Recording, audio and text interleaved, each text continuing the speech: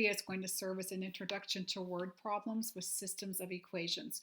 So the first thing that I would like for you to do is go to the topics page, and I would like for you to access the word problems that go along with the first video.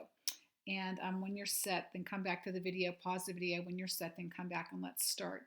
I'm going to use 3 pages, the first 3 pages on the video, to explain how to set the problems up and how to solve them.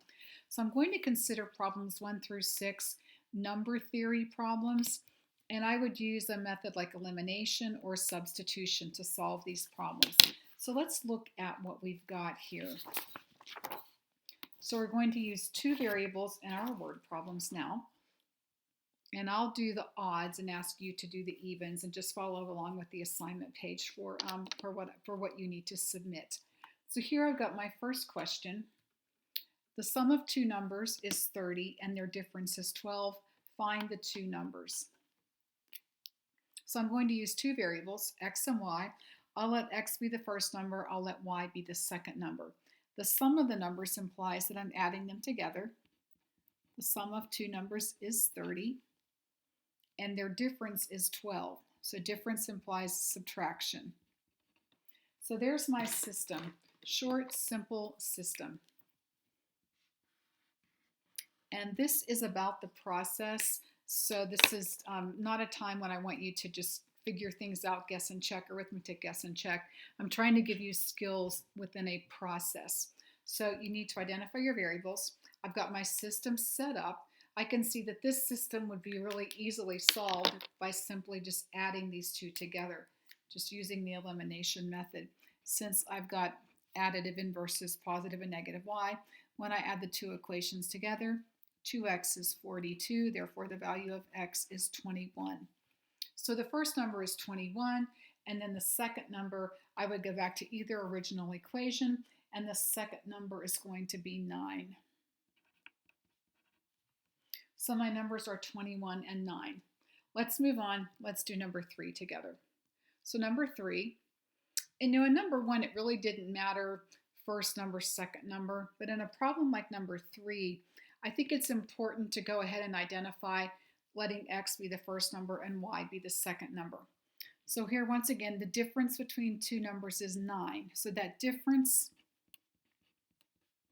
I'm going to let that be my first equation. Difference, subtraction and difference go together.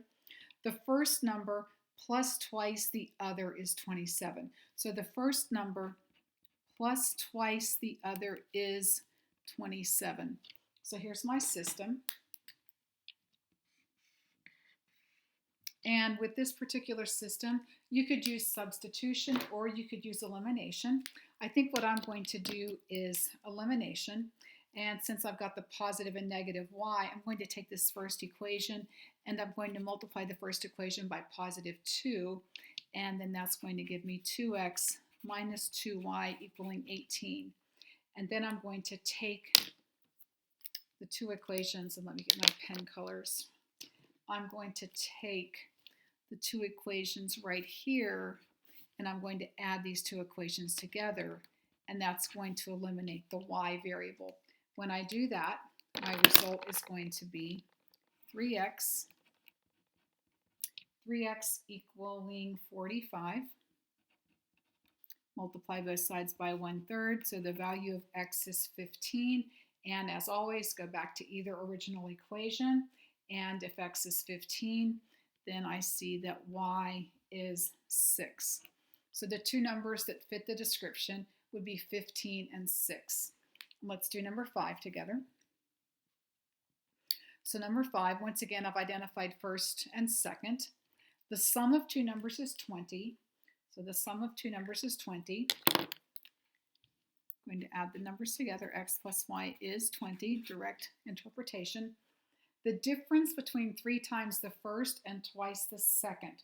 So 3 times the first, difference implies subtraction, twice the second is equates with the equal sign, is 40. So here's my system. And with this particular problem, you could use substitution, you could use elimination. It's really up to you at this point. And I'm going to go with the, I like elimination for this So I'm going to go with elimination. And the reason why I like elimination is because I've got the positive and negative. And that's going to give me, when I multiply that first equation by 2, so I'm then going to add the two equations together. I'm going to add this pair together. And when I do that, I end up with 5x equaling 80. The y's eliminate temporarily.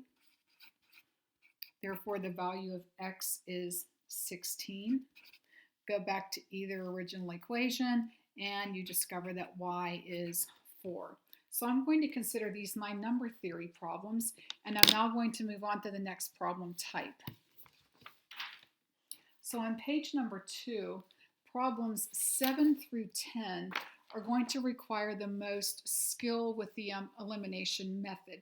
So what I'm going to do is set these up for you, and I'm going to do one from the beginning. I'm going to do one complete problem, but I'm going to let you do the others by yourself so that I can move on to the third problem type for the sake of time on the video. So these 7 through 10 would be given in standard form. So going back to an old skill, ax plus by equaling c. So these would be best presented in standard form. And as I said, these are best solved with the elimination method. So as always, I'm going to identify x, I'm going to identify y, and here I've got envelopes and notebooks. Let me get a highlighter.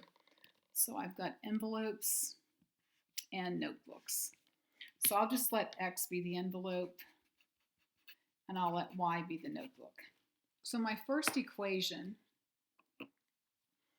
3 boxes of envelopes and 4 boxes of notebook paper is. So I'm going to have 3 envelopes, 4 notebook is 1325. So that's my first sentence translated into algebra. Then the second sentence, 2 boxes of envelopes, well that's 2x, 2 boxes of envelopes, plus 6 boxes of notebook paper is $17. And I'll go ahead and keep everything in dollars. So here's my system, and I think it's pretty easy to see after setting this up in standard form, ax plus by equaling c. It's pretty easy to notice that the best way to solve these would be by using the elimination method. And I'm going to take this first equation, I'm going to multiply each member of the first equation by 2, and I will multiply each member of the second equation by -3. And I'm doing that to eliminate the x's. That's my purpose in doing this. So my new system, and I'll get a different piece of paper, my new system now becomes, when I multiply everything out, my new system becomes, let me get my paper. I'm now going to solve this system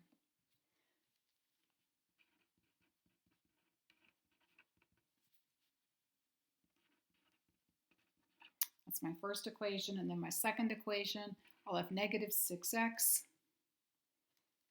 minus 18y, and I'll set that equal to negative $51.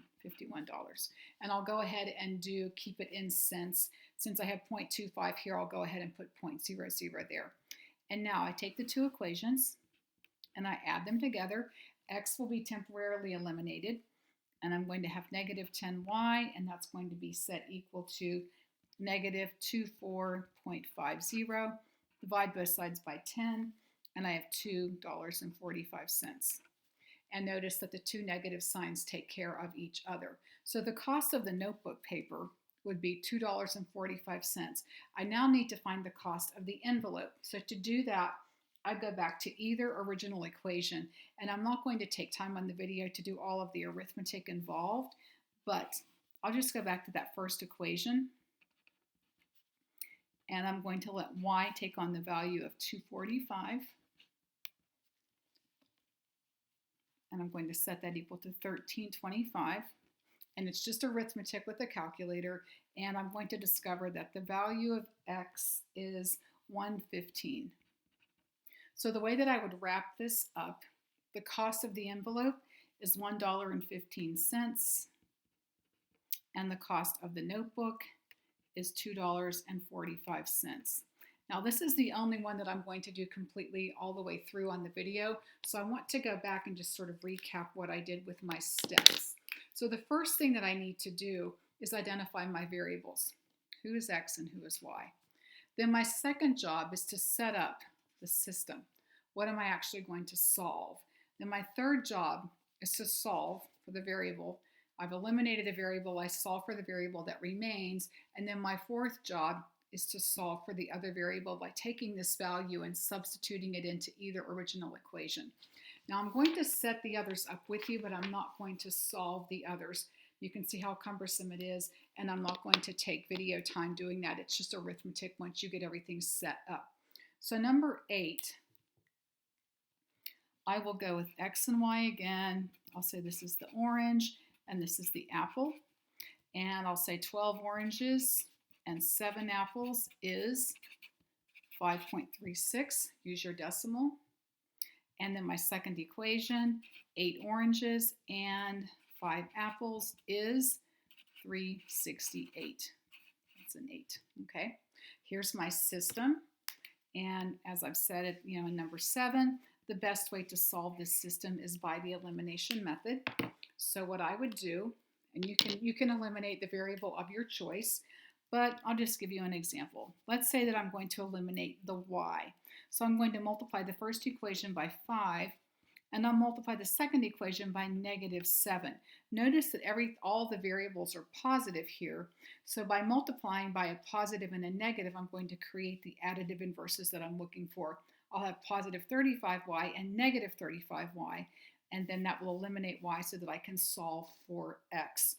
And I am comfortable with you all doing 9 and 10 without me on the video, so I'm going to move on to the third problem type.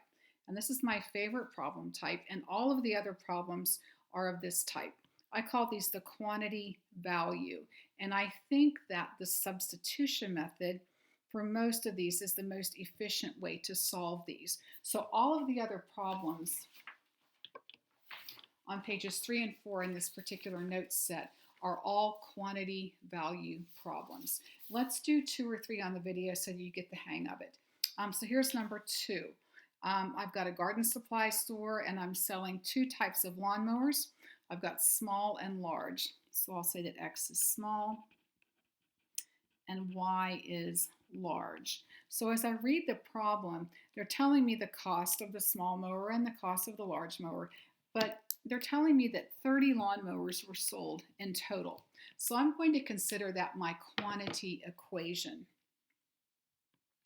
So my first equation is simply going to be X plus Y equaling 30. And since they mention costs, they mention how much each lawnmower costs, and they also tell you how much money was spent in total, my second equation is going to be a value equation where I'm going to attach the cost for each lawnmower size. So my first lawnmower, $249.99, is my small, and the large, and this person spent a total of $8,379.70. So here's my system, and I'm going to box it because it's really important for you to list all of these pieces. So if I'm calculating a quantity, that means that the quantity number should be a positive integer. So I'm counting objects, and I can't have a half of a lawnmower. I need an integer, and I need a positive integer. So for this particular problem, I actually think that substitution is a good way to solve this problem. So I'm going to take this first equation, and I'm going to solve it for y.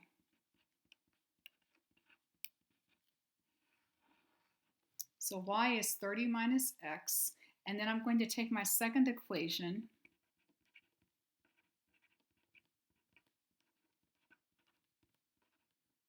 oops, I forgot my y.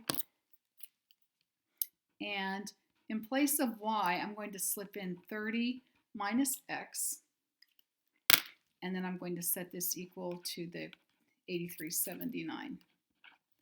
And then you're going to solve that. And I think for the sake of time on the video, I'm not going to number crunch and get through I'm not going to have you all watch me number crunch when I get through this, but I've chosen to eliminate y, which means I'm going to get a value for x when I clean this up. The value of x in this particular problem is 19, which means that they sold 19 small lawnmowers. And then you would go back to the quantity equation because it's the easiest one to work with. And then the value of y is going to be 11. I would like to do a few more of these since there are more of these than any other problem type. So let me move now to page number 3. Let's set a few of these up, and I feel like you should be pretty good to go since these are pretty clean and simple. I think the quantity value problems are nice and clean, easy to do. So all of these, as I said, all the rest of the problems are quantity value problems. I think substitution is a nice method to use with a quantity value problem. And let's do number 14. Let's do number 14, and I want to do a coin problem, and then I want to end the video. And here I'm selling movie theater tickets. So I'm selling 548 tickets, and I've got adult tickets and children. So I'll say that X is my adult and Y is my child. And I think it's important for you to note, to identify your variables, to define your variables rather. So my quantity equation is going to be X plus Y equaling 548 tickets. That's the number of tickets sold. And then the value equation is going to attach the cost for each type of ticket. And let's see, this is 50, so I did 6.5x, and then the child ticket is 3.5. So I'll just go with 3.5y. And you can write the 0 if you want, but I didn't with this. And then they sold a total of 2,881 tickets. And I'm just going to leave that as an integral value, as an integer. So here, let's go ahead and solve this on the video. Here's my system, and I would say that y is 548 minus x. So I'm going to take that into my second equation, into my value equation, and I'll have 6.5x. And then in place of the y, I'm going to slip in 548 minus x and set that equal to $2,881. Notice that x and y are calculating quantities. How many tickets did you sell? So the value of x should be a positive integer because you're selling positive integer numbers of tickets. And let's do a coin problem before I end the video. So number 16 is a coin problem. And we've got nickels and we've got dimes. Let me zoom out a little bit. I've got nickels and dimes. And I actually could just go with N and D for this. So I think I'm just going to go with N and D for this. Let's see, I've got 42 coins in total, combination of nickels and dimes. So I'll say that N plus D equaling 42. N for nickel, D for dime. And then my value, if I keep this all as integers, 5N plus 10D for the value of the nickel and the value of the dime.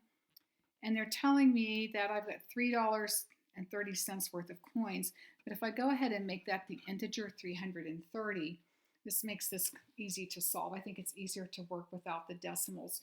And once again, I would isolate either N or D in this problem and then just make a substitution into the second equation. And since N and D represent a coin count, how many coins you have, you need that positive integer answer.